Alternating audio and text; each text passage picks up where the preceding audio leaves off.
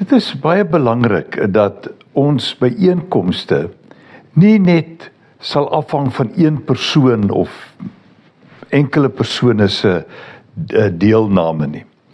Maar wanneer ek die woord van die Here lees, dan kom ek agter dat daar eintlik 'n verwagting is, eintlik 'n geleentheid moet geskep wees vir meerdere bydrae.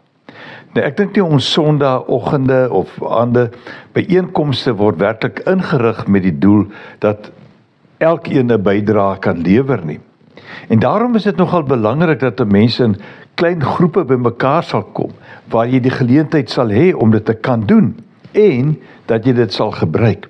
So ek dink wanneer ek hierdie gedeelte nou gaan lees, dan verwys dit nie noodwendig net na Sondagoggende of Sondagbyeenkomste nie, maar na gereelde en selfs informele byeenkomste.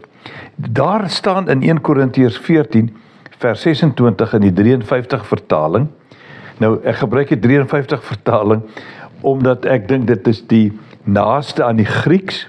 Die 83 vertaling voeg woorde in wat nie daar staan nie, maar kom ons lees dan die 53 vertaling. Hoe staan die saak dan, broers? Hoe moet dit dan nou wees? Wanneer julle saamkom, dan het elkeen van julle 'n psalm, of 'n lering, of 'n taal, of 'n openbaring, of 'n uitlegging. Laat alles tot stigting geskied.